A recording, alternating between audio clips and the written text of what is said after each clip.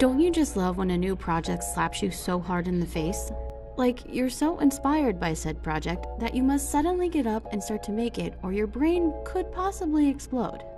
Well, that is what happened to me yesterday, when I came across this magical little post.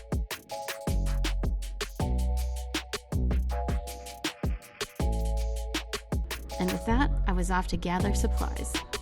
And really that means I had to dig through my piles of foam that I've been hoarding and find the pieces that could work best for this project.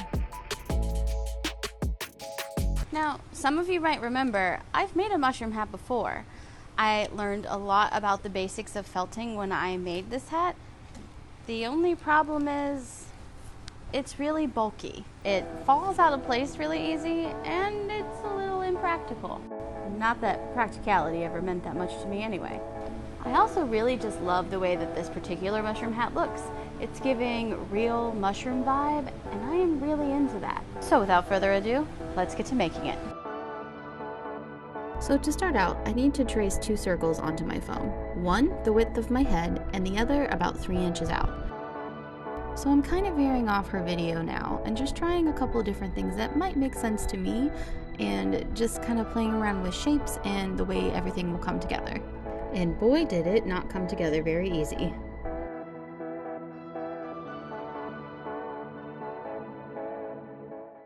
So things are starting to take shape over here. I left the hat overnight because I needed a fresh brain to move forward, because I burnt my finger last night while I was putting all of this together. So fresh day, new start.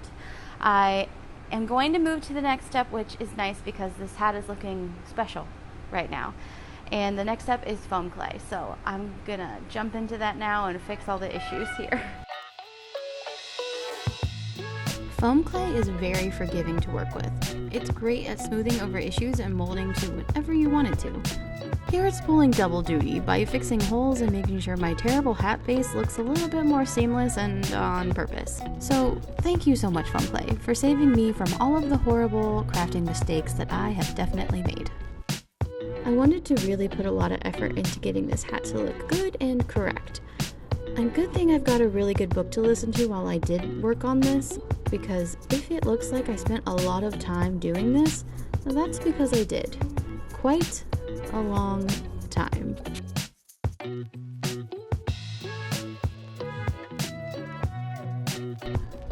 Now this next part may look a little boring to some of you, but I love adding detail into things.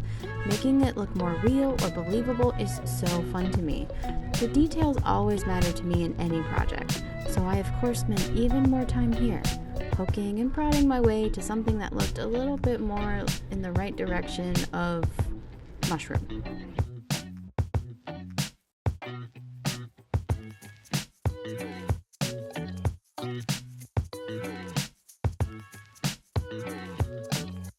Okay, so I have spent the entire afternoon molding this and making sure that it is exactly how I want it to look, and making sure things are even and placed correctly, and or I've just spent a whole lot of time on this. So I'm going to let this sit on the desk right here for the next 24 hours so I don't touch it anymore and mess anything up. So I'll see you in 24 hours, little hat. So the hat is now dry. I think it's looking really cute. So the nature of foam clay is when it dries, it loses some of the detail that like you added into it before it was dry, because I guess it like puffs out or something. I'm not sure. It just doesn't stay to the same detail that you left it. So when I left, all of these like markings were like really deep in it, so I knew that they wouldn't be when I came back in. Same for here. These actually stayed a lot better than the ones on the outside, but I actually like how it dried, and it's the right amount of texture for me, so I don't think I'm going to do anything else to it. So now it is time to move on to painting. Now, I would be lying if I told you that this was easy. I messed up and used the wrong colors of paint the first time I did it. I also realized well after that I forgot to seal the foam off with Plasti-Dip before I painted. So this might have to get repainted at some point, but after repainting it with the correct colors, I think it started to really come alive. The hat is finished. Now, I think this came out so much nicer than my original mushroom hat.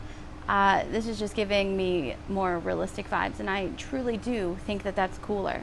If I was to make this again, I would pay way more attention to that first part of the hat when I went to build it with the foam, and I would give it a little bit better of a template to build off of. Reason being is because you can kind of see, like right here, there's a piece that's poking up, and that is because the foam, as it dried, or as the foam clay dried, it kind of like tipped up, and it's just because it wasn't sitting correctly. But honestly, it was a pretty easy project, and I really like this, and I kind of think I might make a couple more in a bunch of different colors. And I don't know what I'm going to use them for. They'll be here in the studio, obviously, but like, I feel like myself and some people should wear them out if I do that somewhere. We should wear them somewhere. But that's all I got for now, and I will see you next week. If you have a second, leave me a comment and let me know how you think this came out, or if you think I should make more in different colors. And I'll see you next time.